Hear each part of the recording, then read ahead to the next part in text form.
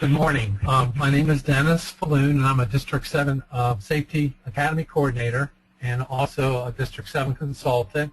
And I want to welcome you to the fourth webinar for the 2015 Safety Academy. And today's topic is working with transit agencies to enhance safety and operations, which will be presented by Damian Miller, AICP Principal of Tyndall Oliver, Tampa, Florida. I'm going to give a brief introduction, and then we'll get into Damian's presentation.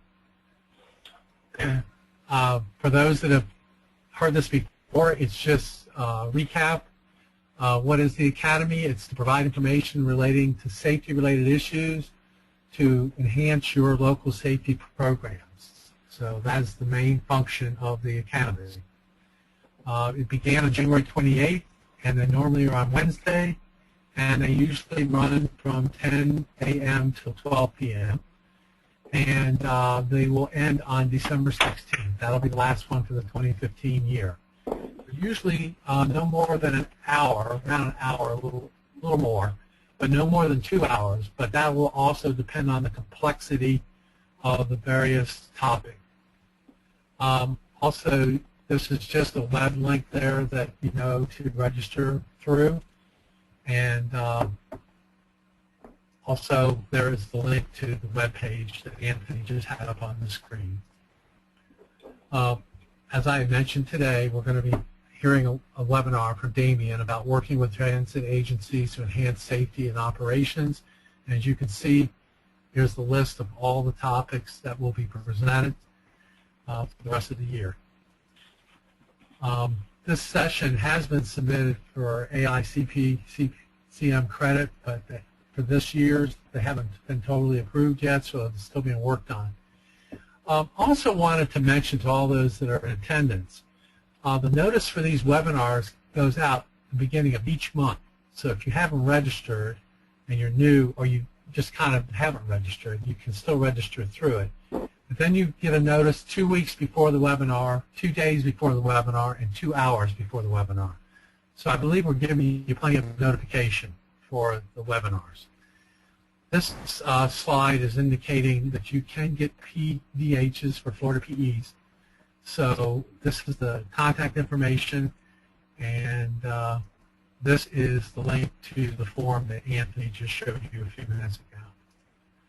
Here's my contact information. If you ever need assistance, or if you ever have a question about the Academy, you can please contact me.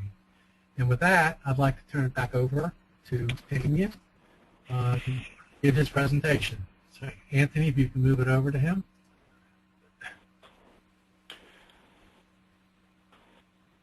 All right. Let's see if we can get it to do it. Show my screen. Sure.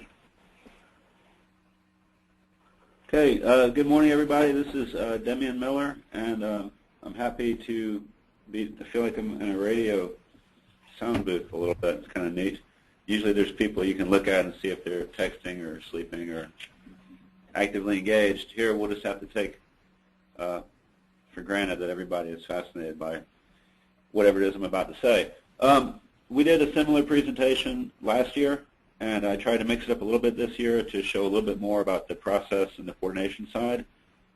Some of this, though, when we talk about safety in the context of transit, a lot of what we're talking about is pedestrian safety, because 95 to 99% of transit users begin their trip as pedestrians. But we're also going to talk some about the interaction of transit vehicles and traffic, and then just the coordination side, including a little discussion of maintenance of traffic during construction. So this will be a review for some of you, but the reason we care is that pedestrian crashes, which are a big problem in the state of Florida, particularly in our larger metro areas, tend to be concentrated along a couple of roadways. And most of the roadways that have pedestrian crashes have transit service along them. And this has to do with the fact that the pedestrians and the transit users are all coming from and going to the same basic destinations. Also, that transit tends to operate on our arterial street system, and those roads tend to be the most challenging for pedestrians because of the speeds, traffic volumes, and number of lanes that have to be conflicted to get across the street and get around and navigate. And so, for that reason, when we're dealing with all modes of safety, we need to consider transit, but particularly if we're talking about pedestrians and cyclists also becomes important. So what I want to do is start by talking some about bus stop placement. This is an issue where I think for most of our professional lives, the transit agencies and the maintaining agencies that own the roadways sort of ignore each other. And there's some permitting involved. Oftentimes, though, blanket permits will be issued for transit agencies, so there's not a lot of engineering review, certainly not by anybody in traffic operations, that occurs when bus stops are cited. Transit experts, or the people that work at transit agencies, are largely focused on the operation and management of the bus system, keeping the buses running on time and things like that. And they're not necessarily traffic safety experts, and so they may not have a full consideration of some of the safety and access features when placing bus stops. Now, to their credit, most transit agencies have stop placement guidelines, and Florida DOT has also developed significant material for accessing transit. So there is guidance out there, but that still focuses primarily on the operations of the transit vehicle with the safety of the users. It's not a secondary consideration, but it's just not, all of this is case by case, and so there may be 6 or 8 ways to do something, but who knows which one applies in any given circumstance.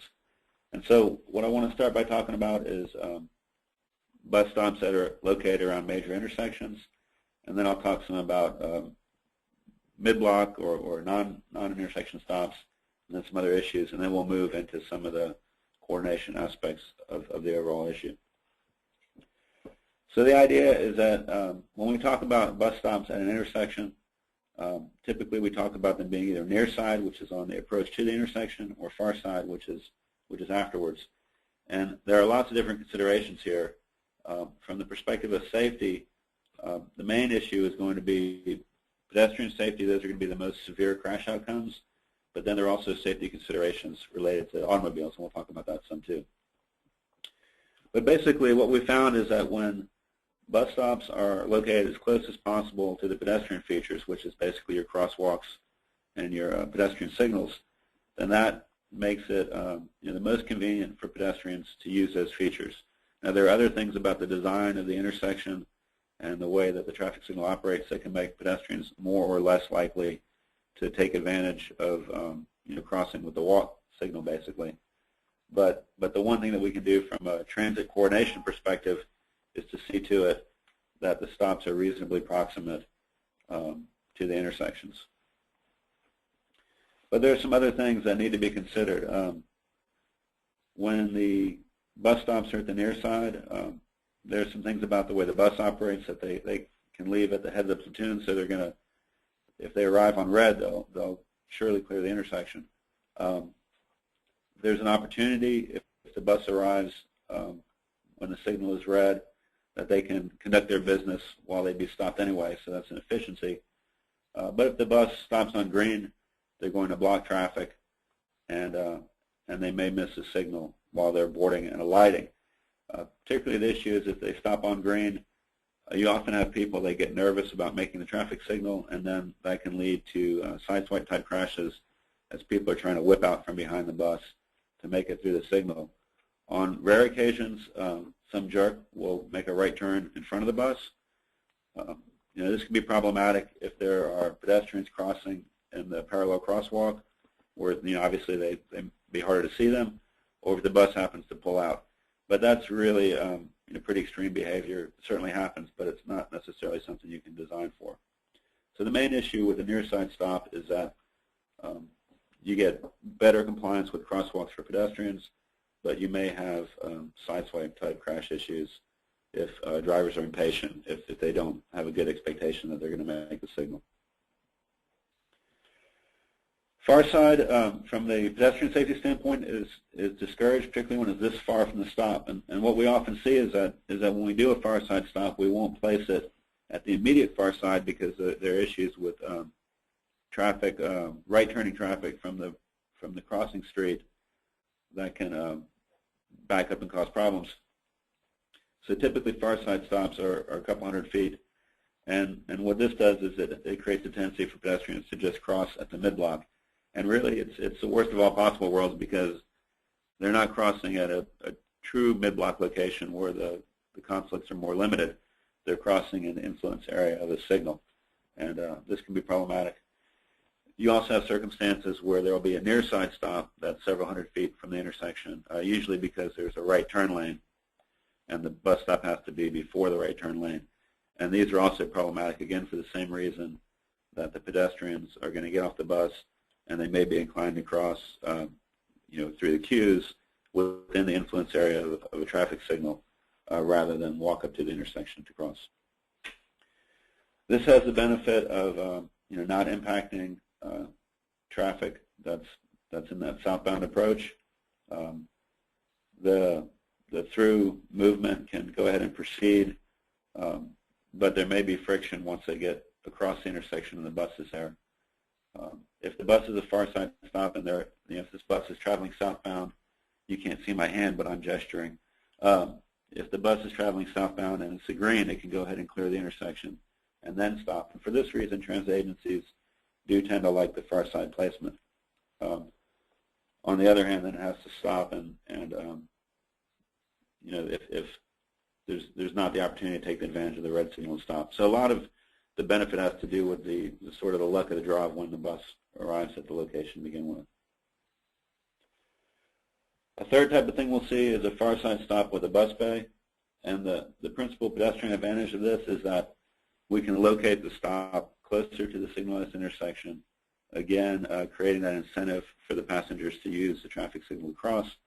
Then we might feel comfortable without the bay. Although this is not a stellar example, it's still pretty far from the signal. The challenges of the bus bay is that this is kind of the best situation for the cars, because the bus is out of the way and it's business as usual for cars. The bus can go in and proceed through the signal, but the main issue here, and why transit agencies tend not to like these, is that the buses get trapped. Although there's a statutory requirement that drivers yield to buses re-entering traffic, in practice, many drivers do not, and so the bus can get trapped in the bus bay, which of course adds delay and cost to operating the transit system.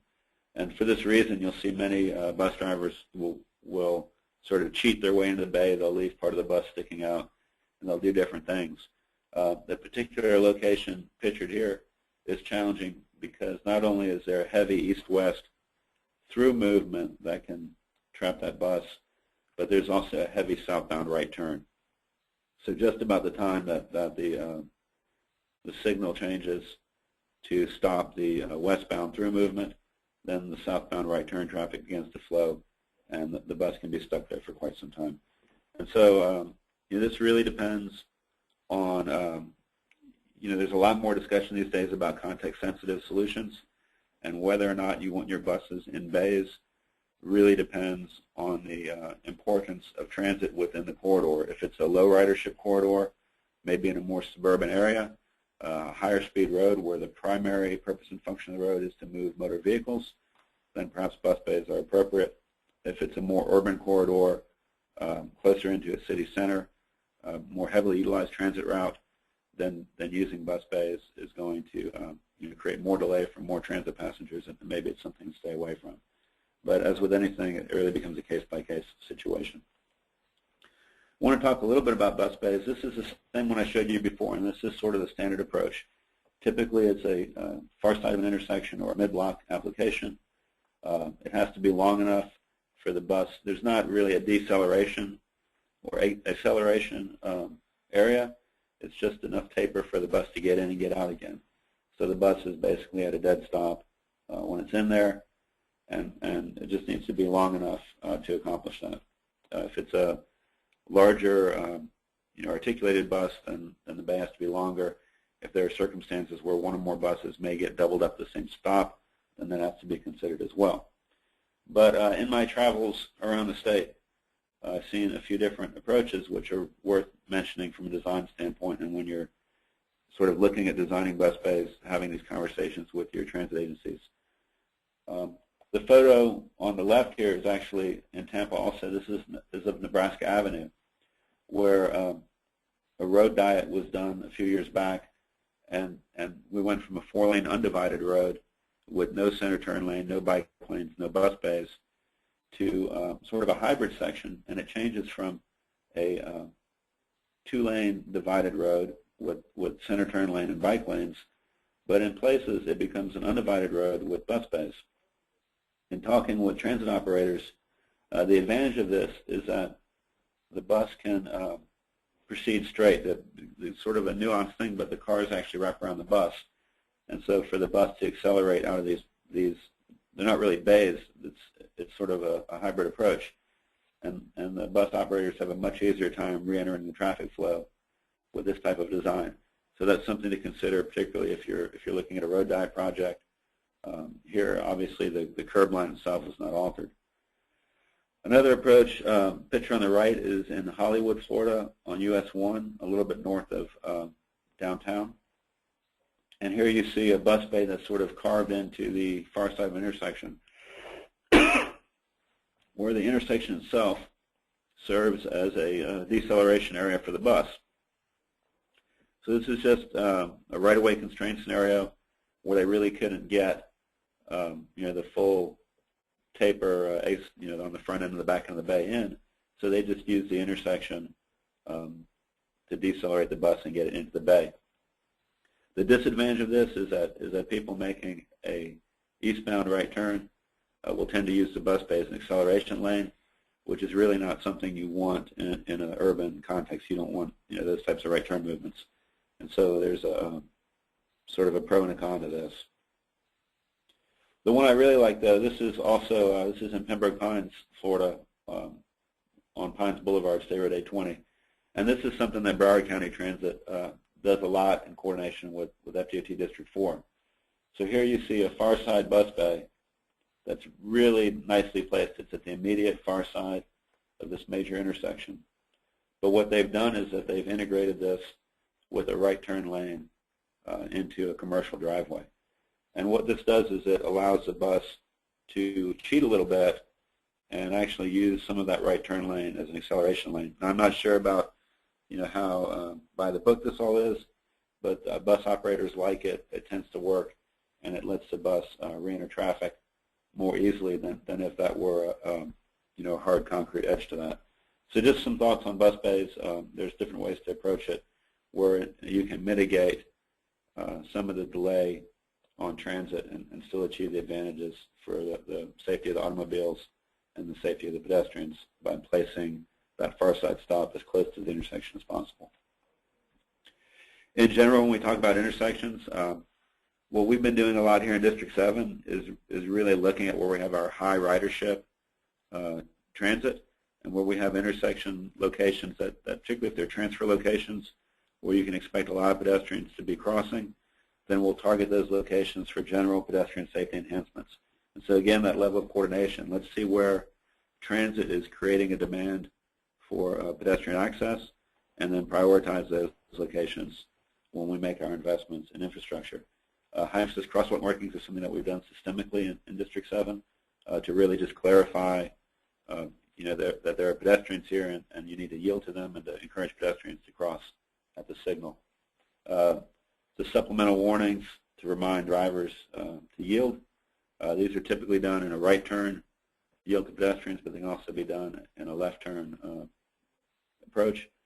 And again, just reminding people what they need to do and prioritizing this based on your higher ridership transit locations is a good way to pick locations to do this.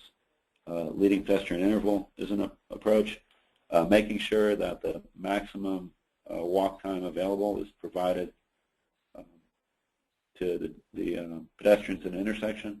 There are a couple of different ways to time traffic signals, and we prefer to see it where the balance of the green time is given to the pedestrian phase rather than just the minimum pedestrian interval.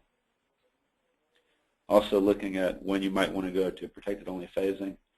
This is a conflict we see a lot where you have a protected phase followed by a permissive, and that can set the pedestrian up for failure because that purple car is typically going to be looking at oncoming traffic and not necessarily paying attention to who's in the crosswalk. And so this may be a situation where you want to look at protected only phasing as well, or maybe using the 4-section head and actuating that when you have a pedestrian push button call.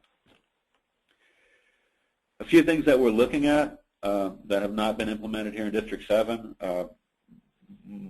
Really, District 4, Broward County, Palm Beach County seems to be the pioneer in this type of treatment, is looking at Q-jump lanes. This is a way to sort of get the best of both worlds, both in terms of the efficiency of the transit system, to some extent reducing impact on cars, and then also getting the best stop placement. What we see, and this is a picture from US 19, you can't tell because it's not going up and down, but this is a picture from US 19 in Pasco County, where because of the right turn lanes, you see that the bus stop is several hundred feet from the intersection, and this really creates some outer direction travel for transit users, and can lead, although in US 19 people are pretty scared, but it can lead to mid-block crossing. And what a Q-jump does is it allows the bus to use that right turn lane to complete a through movement.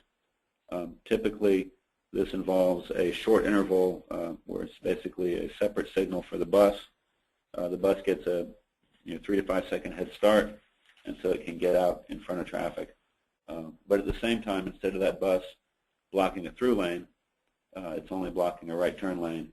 And right turn on red, despite what many drivers believe, is sort of a luxury, not a right. And so you have some advantages there. You can combine good stop placement, running time advantages for the transit system, and to some extent reducing the impact on traffic. The consideration here, though, is that the bus has to be able to get into the lane in the first place. US 19 has nearly continuous right turn lanes, so it's not so much of an issue. But where you have a right turn lane that's developed as an auxiliary lane, if the through queues are longer than the right turn lane, then the bus may not be able to get in there to begin with. So there's some design limitations. But the basic idea here is a way to make something you would do on a higher ridership, higher frequency route, a really important transit route, where you really want to focus on both the efficiency of transit, but also make sure that the transit, by definition, you're going to have a lot of transit customers, and you want them to be handled as safe as possible.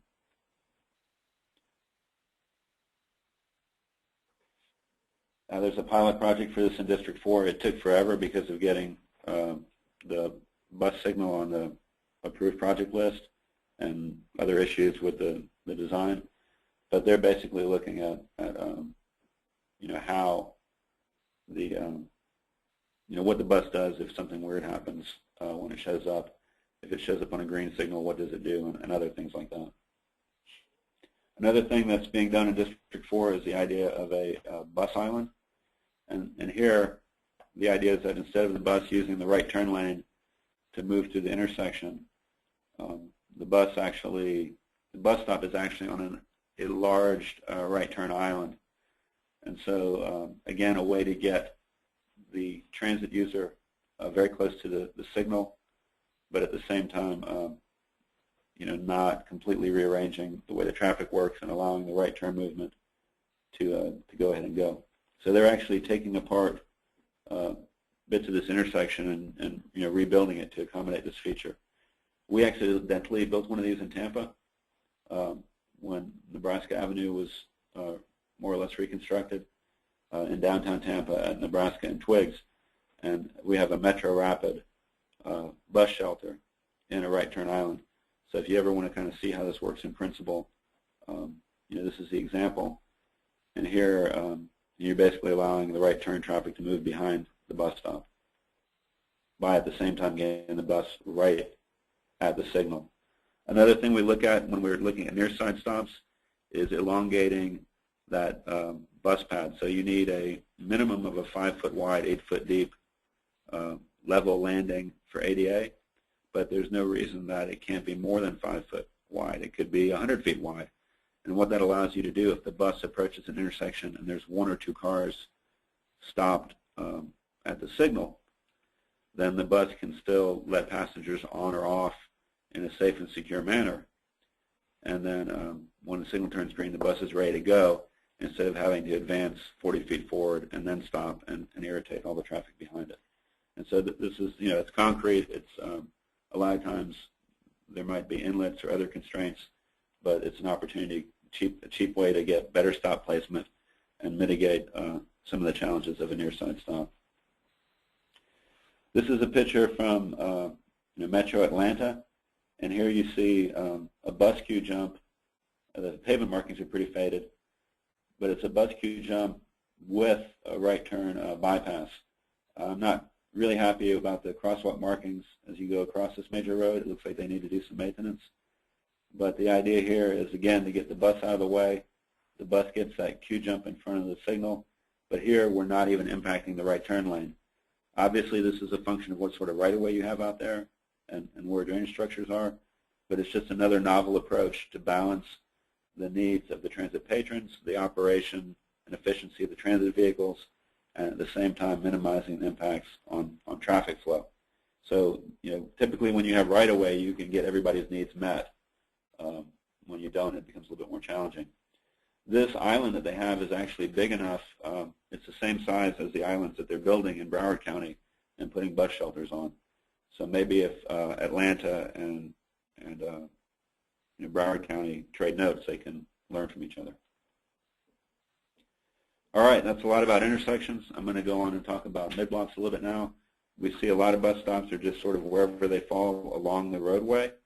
A lot of times the bus stop is right in front of whatever the land use is that we think is going to be attractive to transit riders. It could be an employment use or a retailer or apartments or whatever it is.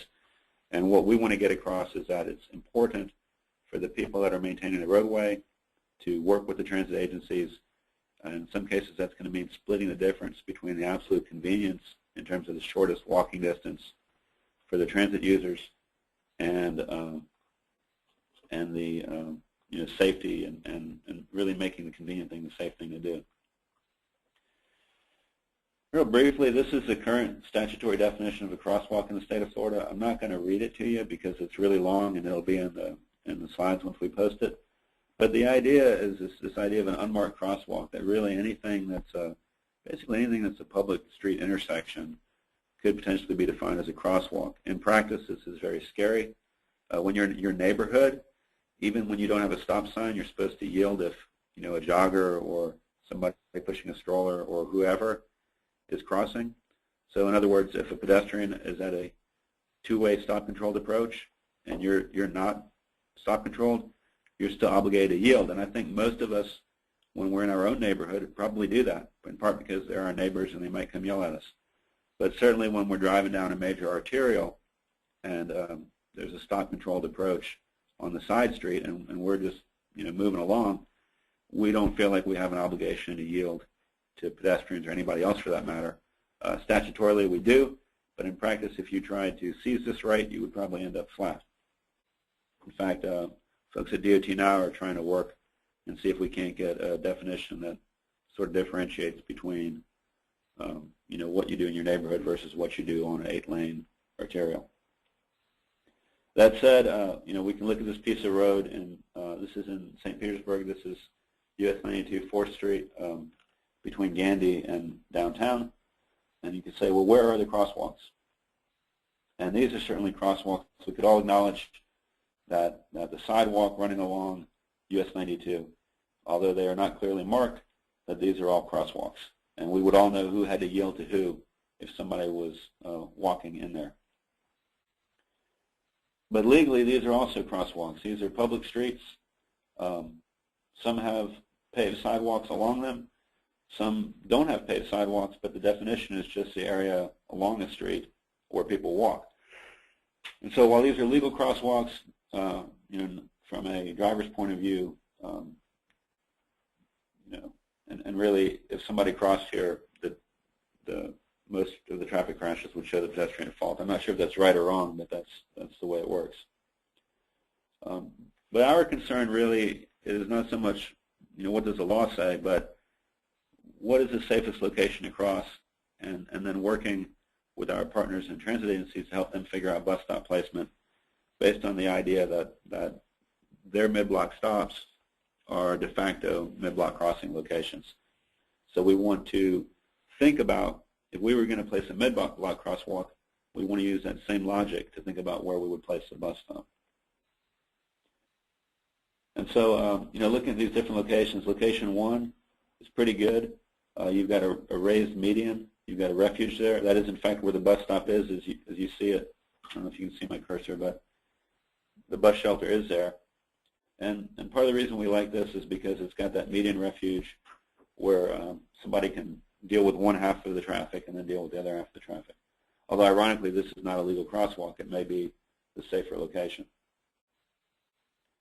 You could make it better.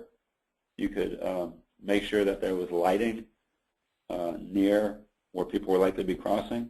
So if you look at where the existing streetlights are placed, where the bus shelter is there in the center is probably the darkest spot on the road. You could look at prohibiting left turns coming out of that driveway. Now again, anytime you mess with people's access, you better be careful that they have alternatives. But we have a policy of generally encouraging a right turn then U-turn movement on 6-lane roads that's been proven to have safety advantages.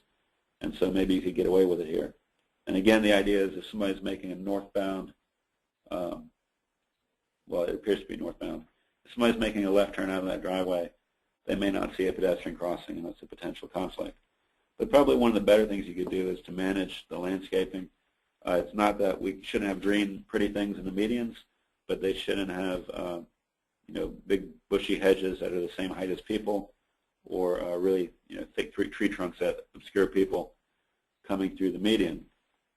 So thinking about our landscaping in terms of whether it creates sight obstructions is really important. You could also use hardscaping elements and or landscaping elements to channelize the pedestrians to make sure that they're crossing where you want them to. And then pairing the stops so that if you're making these investments in lighting or hardscaping, you've restricted access, you spend a little bit of money here to improve it, then go ahead and get the advantage and let two stops in both directions benefit from that rather than just one. And so you can see that these are not activities that a transit agency is going to take on by themselves. It's really got to be that cooperative relationship. Hey, I've got 100 people a day getting on and off the bus here. I'm thinking about spending money on a bus shelter. Let's talk about how we can work together to make this as good as possible. And then, if warranted, you might even consider a mid-block crossing here. And I'll talk a little bit more about when you think about mid-block crossings with transit, what are some things to think about in the design of that. Again, this would depend on how many pedestrians are actually crossing here. We have some pretty good standards about that. But if warranted, this might be a consideration. So you can see there's different levels.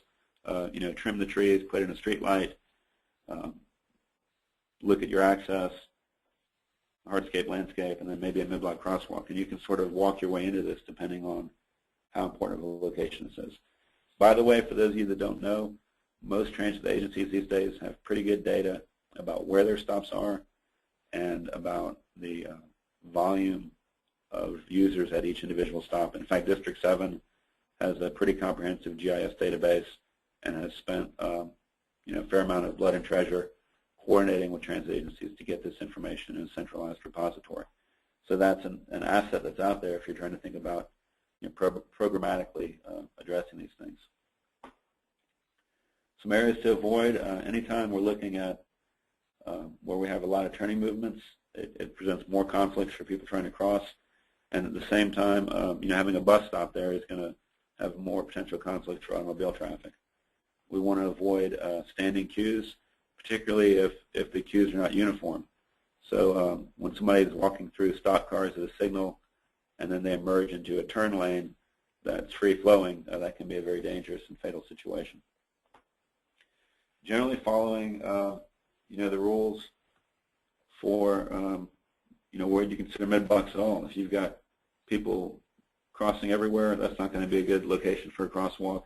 If there's poor sight distance, it wouldn't be a good location for a crosswalk, and it's not going to be a good location for a bus stop. Crossing sight distance is really important. I don't think we quite get this, but this little animation basically shows you that if you're crossing 3 lanes of traffic, an able-bodied person is going to do that in about 10 seconds. And if the vehicle is moving at 45 miles per hour, which on a road like this, they might very well be going 55 or 60 even, that when they look down the road and see that car's got to be really far away for them to walk across without having to hustle. And, this is what this looks like on the ground. This is that same 660 feet. And so the odds of you having a clear, when you see people kind of crossing lane by lane and you think, well, what a jerk, they're going to get killed, the reason they're doing it is that the chances of ever having a clear stretch of road, an eighth of a mile long, any time that's not in the middle of the night is pretty limited. And so this is just a basic challenge with getting across the types of streets where we tend to put our transit system. There's pretty good guidance in the Traffic Engineering Manual in Chapter 3.8 that establishes warrants for when you might want to look at a mid-block. And again, going back to the coordination with transit, going and looking at those high ridership mid-block stops, those might be good candidates to study to see if they meet the warrants for a mid-block crosswalk. And then it may require shifting them one way or the other so that the locational criteria makes sense to do that. But these are the criteria. Again, this is all in Chapter 3.8 of the Traffic Engineering Manual, which is pretty easy to find by Google. The basic rule is you need enough people, you need a reasonable amount of traffic, and you need to be outside the influence area of a traffic signal. And then there's also some design guidance about what other supplemental devices or warning devices you need depending on the roadway cross-section and traffic. So this is just a good resource I always like to point out. We didn't used to have this 5 years ago. The Florida DOT had very little to say about where and how you should deal with mid-block crossing. And now having this really gives engineers on the ground something to stand behind them. A couple of things that are pretty common are the rectangular rapid flash beacons. These have been proven to be very effective on 4-lane roads. And examples, even 35, 45, 40 mile an hour posted speeds, upwards of 30,000 ADT. We've got lots of examples where these work well on 4-lane roads. When you're going to 6-lane roads, the pedestrian hybrid beacon appears to be, or a full pedestrian signal seems to be a more appropriate solution, although we are working to have a rectangular rapid flash beacon with supplemental overheads, and that's going to replace the emergency beacons that were put in at Bush Boulevard and 12th Street after a fatality. And so with the overhead features, we kind of need to look and see how that works. Again, going back to trying to channelize pedestrians, there's a lot of work being done at central office right now to look at standards for pedestrian channelization or railings. The main concern here is their crash worthiness. If you're going to put any kind of metal, typically in the clear zone, then you need to make sure it's not going to spear drivers. And so finding designs that are both frangible and safe, but at the same time can't be abused and torn down by aggressive pedestrians is sort of the challenge going on right now. On lower speed sections, we've got designs that we can put really at the back of curb or in a median. On higher speed sections, we're still trying to get that done.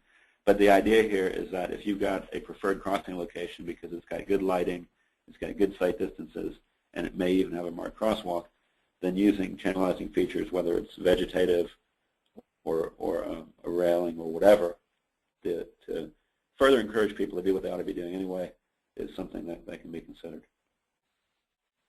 This is an example that we're working on right now with District 7 in coordination with HART.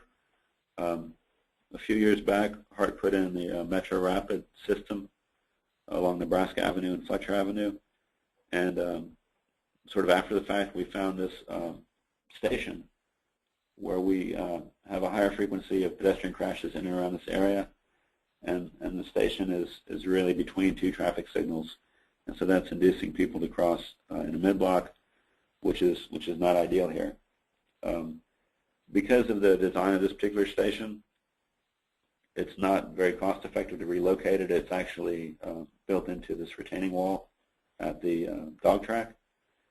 And so what we're looking at is a mid-block crossing here. We've done the warranting studies per Chapter 3.8 that I showed you earlier of the Traffic Engineering Manual. And this is the type of design that we're looking at putting in here.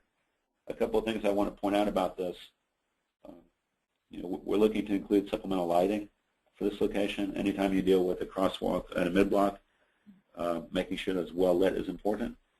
We're looking to use the rectangular rapid flash beacons to provide further warning for motorists. But a really critical thing I want you all to notice is that we're making sure that the crosswalk is behind the bus. The last thing we want in the world, and we teach, how many, well, I don't want to do a poll, that's going to get complicated. But when I was a kid, we called it the cheese wagon, and nobody wanted to ride on it, but it was better than walking to school. And the one thing about the school bus was that, they told you for your entire, life that you cross in front of the bus.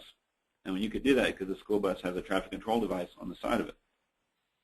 City buses don't have that.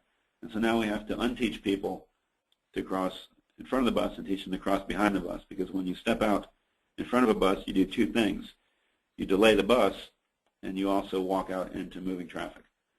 And so, anytime you're thinking about using crosswalks in conjunction with a mid-block bus stop, you want to make sure that that bus would clear and that the crosswalk is sort of right at where the back of the bus would be, so that the bus doesn't create a side obstruction for pedestrians. We're using this dogleg feature for two reasons. One is that just from a design standpoint, it forces the pedestrian to walk a few steps towards traffic and really, kind of helps them not be so lackadaisical about the second half of their crossing. Here, the other reason we're doing it is that if we went straight across, we run into this driveway, and we don't want to mess with anybody's driveway. So this is sort of a twofer by doing this way. All right, some other considerations. Again, thinking about proximity to generators and attractors, the ease of transfers, driveway conflicts. A lot of times right-of-way is the issue. We may have a bus stop that's in a lousy location from a safety standpoint, either for pedestrian safety or for traffic safety, but we're really limited in being able to move it because we might not have that 8 foot of depth needed to meet ADA. And if we leave it alone and it's part of a long-term plan, we're okay. But if we move it and don't meet standards, now we're in trouble. Drainage inlets, and then lighting is a big deal. This is a pretty good standard for mid-block lighting, and DOT is also working to sort of renew or develop standards for pedestrian lighting that are different and enhanced from the standards for roadway lighting without creating bright spots. But the basic idea here is that the preferred approach is to have your lighting feature maybe 10 to 15 feet in advance of wherever your crosswalk is. And again, this may be a marked crosswalk, but it may also just be where you expect people to cross because there's a bus stop. But again, either put your bus stop near your streetlights or add streetlights near your bus stops, and you can prioritize that based on your ridership. Okay, that's sort of the design side of things. Thinking about stop placement, thinking about enhancements to make the pedestrians safer, and thinking about how bus stops can either impact or ease traffic flow. I'm going to shift gears and talk a little bit about some of the more process-oriented things. But before I do that, I think I'll pause if there are any questions that want to be pulled in, or I don't know how you guys usually do this, Anthony, but we'll give them 30 seconds if anybody wants to ask something here. We've got one question in the chat right now. Okay. Are you planning on removing the palm tree on the far side of the mid-block at the dog track? Who asked the question? Sean Davis. Yeah. I think that's something that came up, was that particularly if the palm tree is going to block the lighting. Right now, it's not necessarily creating a side obstruction. So as we get into the design, we'll have to go look at it. But we are talking about adding an additional light here. And something that we've done is we've actually got a design for overhead LED lighting that's actuated when somebody actuates the crossing beacon. And so you can sort of have that on-demand enhanced lighting at night. And I think that's part of our approach for this location. Any others? We have one more.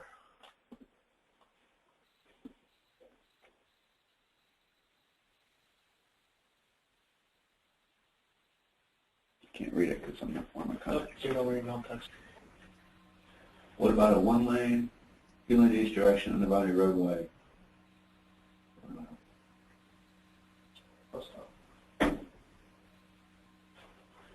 I don't quite. If you mean a two-lane undivided roadway, just a regular roadway without any kind of a median, two-lane undivided road, it's typically okay just to have a straight crosswalk going across. You'd still want the crosswalk to be behind the bus because you don't want the people crossing to impede the flow of the bus. You want them the bus to be able to get the heck out of there and try to make time. So you still want it behind, even so you don't have the multiple threat crash risk. Hopefully that's the question I was answering. Yeah, I mean, I'm reading the question as where do you place a bus stop? Not at this location, but at a undivided two-lane roadway. Yeah, for the crosswalk. For the crosswalk. Still want it behind the bus, but only for the one reason, not both reasons. Okay. Anthony, Yes. do you think we should unmute Peter and Rudy and a couple other people here so that in case they want to have anything to say about the presentation or comments? We're not done with the presentation. I've got a few more sections, but Okay. if they want Go to ahead. jump in, they Go ahead. can raise their hand. They can pose the question. I'm sorry. So the other thing that's a coordination and safety issue is when we tear up the road, how are we accommodating transit? And I'm going to use Orlando pictures here mostly because it's politically correct. But it's a challenge. I mean, the issue is that we're trying to go out there, we're trying to get things done, we're trying to maintain traffic flow. A lot of times, by definition, we're going to be in the shoulder area where bus stops are, and somehow we've got to maintain service. Clearly this particular scenario here does not meet ADA, and that becomes one of the bigger issues, but also just maintaining the bus service in general. This is not good on a rainy day, even if you are able-bodied. Certainly if you're in a wheelchair or visual impairments or whatever, this is going to be an unworkable situation for you. And the basic idea is that for sidewalk closures, which is really what tends to impact transit, the contractor has to provide an alternative accessible path, however that needs to be done. The other option is to temporarily relocate bus stops. If you've got bus stops and you just absolutely have to close a section of sidewalk where you're basically doing the detour that says, cross the street here and then bring them back across at the next signal, then really, there needs to be a consideration of relocating those stops rather than just leaving them in the ditch. And that can be a temporary solution. These are just other examples where, here you've got this positive safety message that's forcing pedestrians, out close to the road or into the ditch. So there are different ways to get it done. But again, this is something that it's not traditionally high up on the radar when we're doing MOT plans. We're thinking about keeping traffic moving. We're thinking about maintaining access to businesses. I mean, it's just a really hard thing to do. And all the purpose of these couple of slides is to sort of nag everybody to remember the pedestrians and to remember the access to transit as part of MOT. ADA, ultimately this is the responsibility of the transit agency to make sure that their stops are accessible, but that's going to require coordination and cooperation with the roadway agency since, those are the people with the sidewalks. But the primary responsibility falls on the transit agency. Of course, everybody else plays a role in that, and naturally, if anyone is sued, everyone is sued, and you can be partially responsible and have to pay out or do something. So it's in everyone's best interest to really coordinate this and get on with it. Some of the minimum criteria are a bus stop sign and level landing, well-drained and non-slippery surface, which typically means concrete. That's at or less than 2%, and then adequate space. And so this is sort of the minimum standards for what makes a bus stop.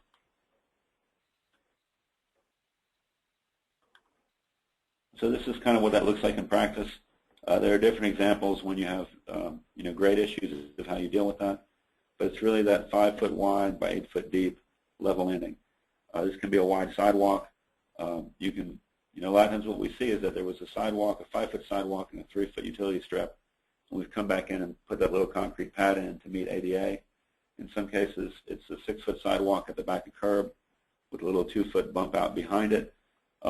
Depending on right of way, that might require an easement or whatever.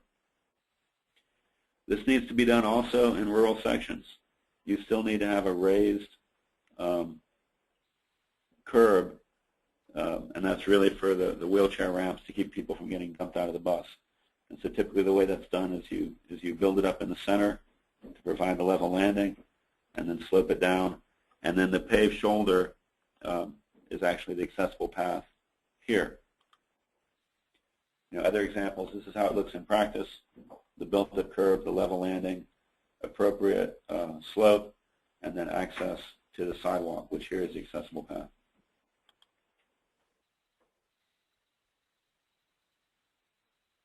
And so just, generally a few more rules about bus stop signage and making those accessible. Accessing transit, there's going to be a workshop at District 7. Well, I'm going to be there. I really should know exactly when it is. Who knows what's in the email? I want to say real soon. It's in District 2. I think it's on May the 7th. There's a day-long workshop on accessing transit. I'm not sure how many of you are signed up for that, but that's going to provide a lot more detail about all of the ADA accessibility things and things of that nature. But again, it's really a major coordination thing, particularly if you're going to be doing work on the road. That's a great opportunity, either with your own money or with some help from the transit agency to do an overhaul of your access. And this is the website for that. That'll be in the slides. The other big opportunity to interface for safety is at the plans review stage. This is another thing that's challenging for a lot of transit agencies. You may have one person, and it might be their job 50% of the time to deal with bus stop access and safety. They may have 7 other things that they've got to do. And they're expected to review roadway plans as they come through, which between resurfacing and widening and every other project can just be a huge volume of work. But there are a couple of things that are pretty important to get across. And these are just a couple of examples. This is sort of the existing condition with the bus stop, looking down the street. And here's the bus stop. And this is the type of thing when a roadway project's being done and this left turn lane is being put in. If you look at what's there now, no left turn lane. So the project is to install a left turn lane here. That's going to take this from being a median refuge to being a potential conflict area for pedestrians. And so what needs to happen is somebody needs to see conditions have changed for somebody that's trying to cross to or from this bus stop. What do I need to do to mitigate that? And what we typically encourage here is that you relocate the stop to the signal to make use of the existing crosswalk and get that done. Another example here, these are the stops. This is not much of a stop here. This is in Volusia County. But again, you're going to have improvements to the roadway. This left turn lane was added. You can see this brand new pavement here. This left turn lane was added, again, making this a more complicated place for pedestrians to cross. We're nowhere near a traffic signal here, so maybe the solution is to move the stop away from that conflict area to where they can use the mid-block as a refuge. And just one more example. These are existing stops here. You've got a lot going on. This is a bus stop where if somebody gets off of here, odds are you're going to have standing queues in the through lanes when the signal is red, but you may very well have traffic moving in the left turn lane or vice versa. The tendency is going to be for people to start picking their way through the stop traffic and then run into trouble. So again, these are things when the road's being worked on, it's a great opportunity to relocate the stops to the signal. This bus stop is actually in the intersection, not ideal. And then there's another one over here. Again, just looking at the plans and using that as an opportunity to get things taken care of. Perhaps relocating this stop to either the immediate far side or the near side. In terms of implementation, to get better safety outcomes from the transit system, the idea here is to look at optimizing stop locations based on all the stuff we just talked about, both with the consideration of pedestrian access and then also how the traffic is going to operate in and around the stop bus.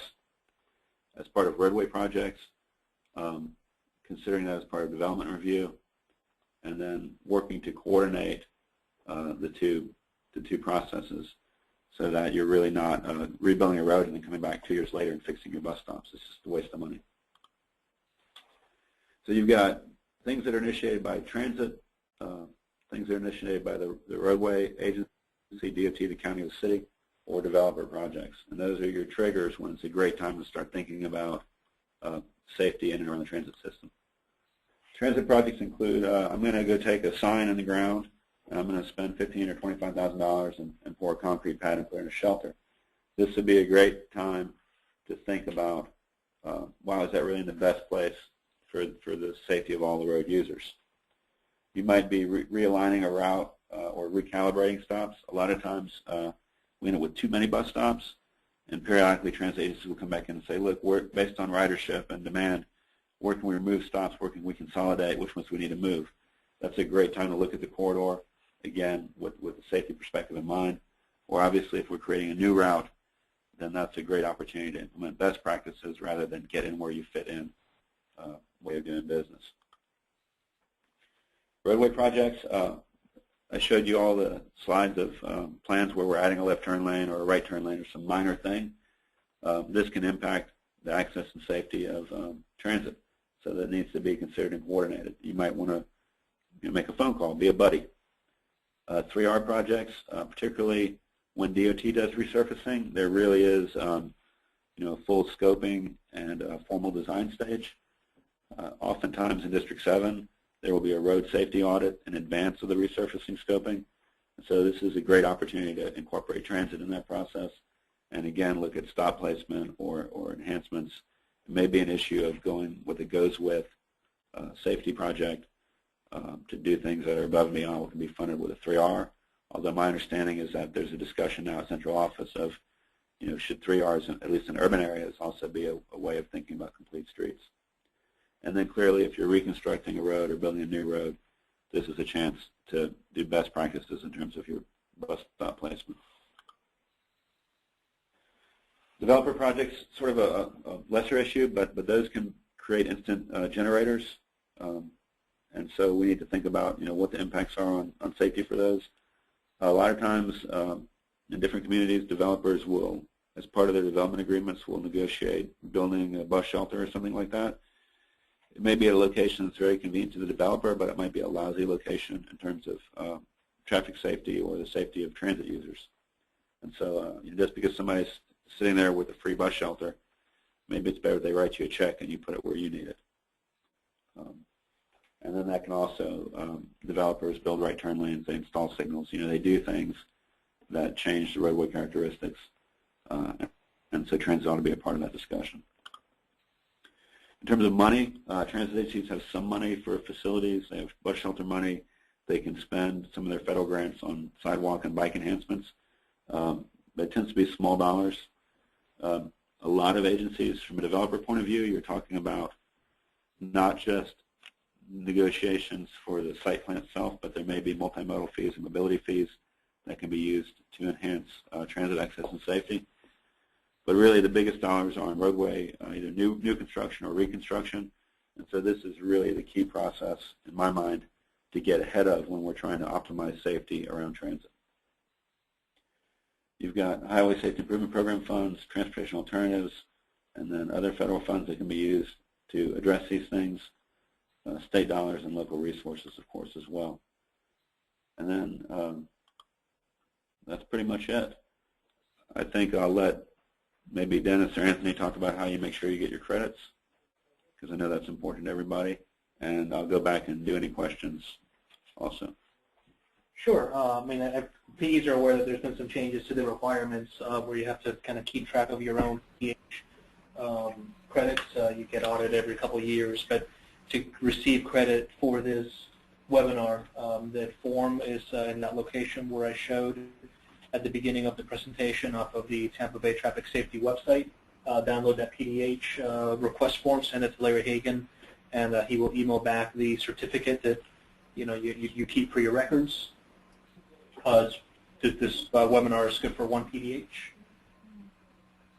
And what else do we have? I think that's about it. This is my contact information. And again, the Accessing Transit Day-Long Workshop on the 7th of May. I know that there are spaces left. We're doing one in Jacksonville at District 2 next week. I'm not sure how many spaces are available in District 7, but if anybody is interested, get in touch with me. If you just like really love this and want to spend a whole day talking about it, I expect hundreds of emails. So, we can see if there are spaces available here in District 7. I'm not sure if there are. If there's questions, let's go for it. Anthony, I'm going to unmute Peter in case he has any comments about this, because some of that, definitely District 7 stuff too. But. Yeah, absolutely. And while you do that, reminder, the next webinar is May 20th. That May is, 20th. Bicycle and Pedestrian Projects and Safety Initiatives out of District 7.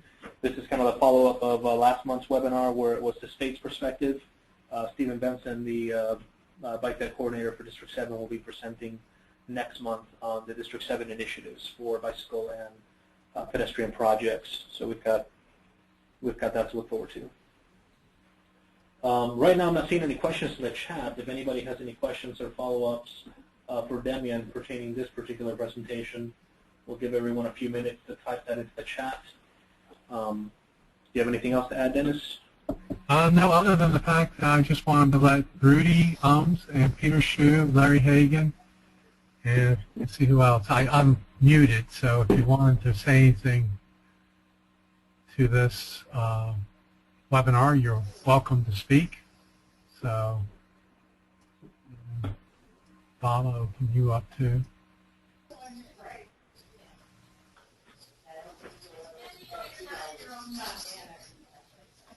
Since we're hearing someone's conference room. Yeah. Does Rudy or Peter or Larry Hagan have anything you want to add?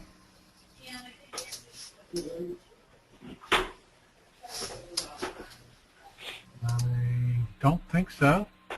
Well, if there's no questions, then I can stop the recording, and we can stay on the line in case anybody wants anything to wants to chime in. Okay. Sounds good. Damien, thank you so much for the presentation. Very informative. Thank you all. Always fun, and it's nice to see all the smiling faces out there.